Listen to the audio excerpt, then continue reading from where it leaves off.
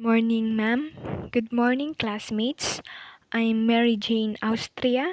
I'm the one who can present our presentation today entitled The Site of the First Mass. So, shall we start? Site of the First Mass. Next. Limasawa versus Masao. There are controversies arising about where the first Mass was held in the Philippines, either in Limasawa Island or in Masao.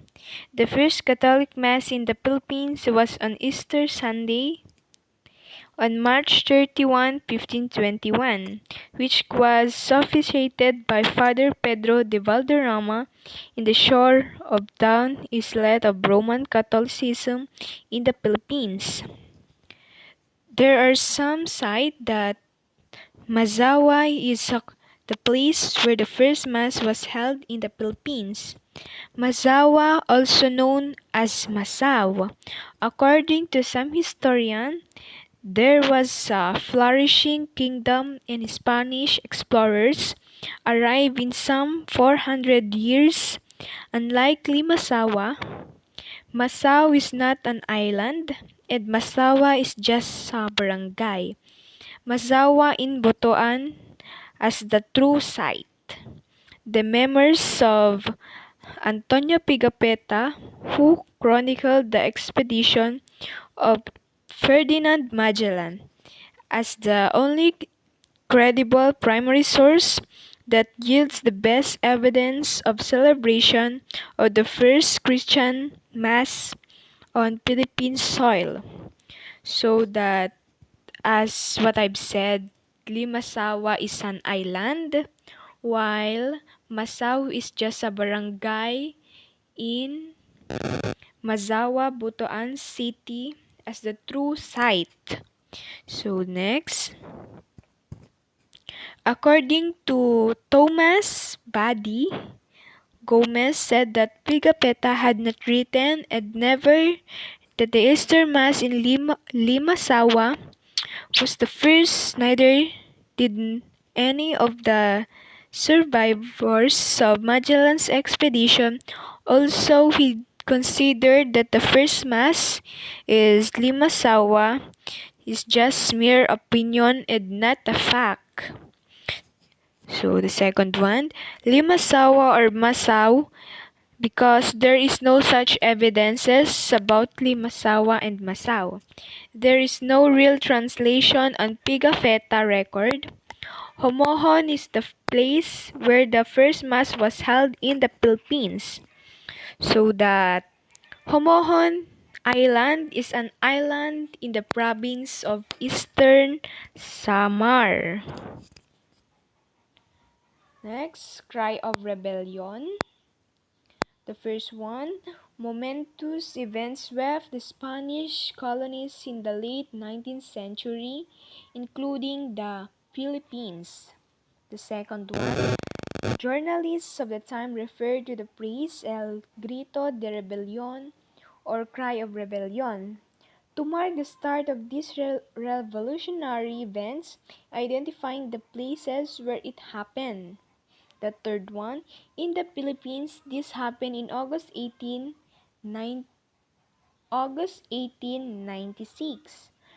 northeast of Manila, where they declared rebellion against the Spanish colonial government. So it says that Manuel Sastron, the Spanish historian who institutional the praise for the Philippines in his 1897 book La Insurrection en Pilipinas. All these cries were milestone in the several colonial to nationalist histories of the world. Next. These events are important markers in the history of colonies that struggle for their independence against their colonizer. The controversies regarding this event stems from the identification of the date and place where the cry happened. Prominent Filipino historian Teodoro Agoncillo emphasized the event when Bonifacio Torre the cedula or the tax receipt before the Katipuneros who also did the same. The third one, some writers identify the first military event with the Spaniards as the moment of the cry, for which Emilio Aguinaldo commissioned an Himno de Balintawak to inspire the renewed struggle after the Pact of Biak na Bato failed.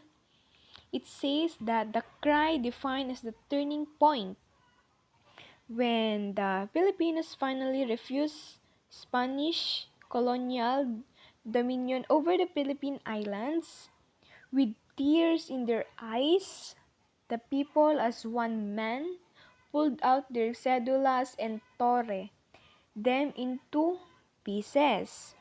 So next, a monument to the heroes of 1896 was erected in what is now the intersection of Epifanio de los Santos, which is the EDSA Avenue, and Andres Bonifacio Drive North Diversion Road, and from then on until 1962, the Cry of Balintawak was celebrated every 26th of August.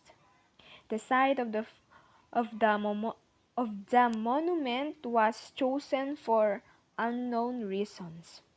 So it says that Caloocan, which used to be a barrio in Tondo, Manila, was the first or center of the Philippine Revolution that broke out in August 1896. Public Act No. 2760 of 1918 and Public Act No. 3602 Public Act No. 3602 of 1929 then authorized the erection of the Bonifacio Monument and characterized the structures as national monument to honor the heroes' historic contribution to the birth of the nation. So we'll go to the next. Different dates and places of the cry. First, various accounts of the cry give different dates and places. Second one, a Guardia Civil Lieutenant Olegario Diaz identified the cry happened in Balintawak on August 25, 1896. Teodoro Calao, and the third one is Teodoro Calao, Filipino historian, marks the place to be in Kangkong, Balintawak on the last week of August 1896. The fourth one, Santiago Alvarez, a Katipunero and son of Mariano Alvarez, leader of the Magdiwang faction in Cavite, put the cry Balay Toro in Quezon City on August 24, 1896. Next, Pio Valenzuela, known as Katipunero and privy to many events concerning the Katipunan, stated that the cry happened in Pugad, Lawin on August 23, 1896. Historian Gregorio Saide identified the cry have happened in Balintawak on August 26, 1896. The third one is Teodoro Agoncillo put it at Pugad, Lawin on August 23, 1896, according to statements by Pio Valenzuela. The fourth one, research by historians Milagros Guerrero, Emmanuel Encarnacion, and Ramon Villegas claim that the event took place in Tandang Soras Barn in Gulod, Barangay Banlat, Quezon City on August 24, 1896. So we'll go to the First site of the first Mass is written by Antonio Pigafetta, an Italian explorer. The second one, Limasaua, is stated by Jaime de Vera, while the Masao is identified by Saide, which is from the basis of Antonio Pigafetta. The third one, Francisco Albo, the pilot of Magellan's flagship.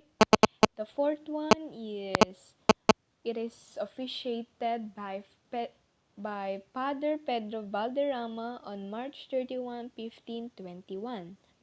The fifth one, it marks the birth of Roman Catholicism in our country. That's the conclusions of site of the first Mass. We'll go to next.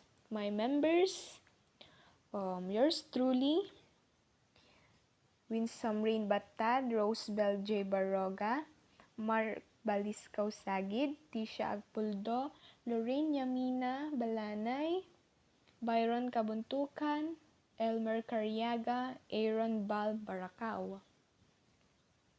So here's the source or reference that we got in the internet. Thank you for listening and God bless us all.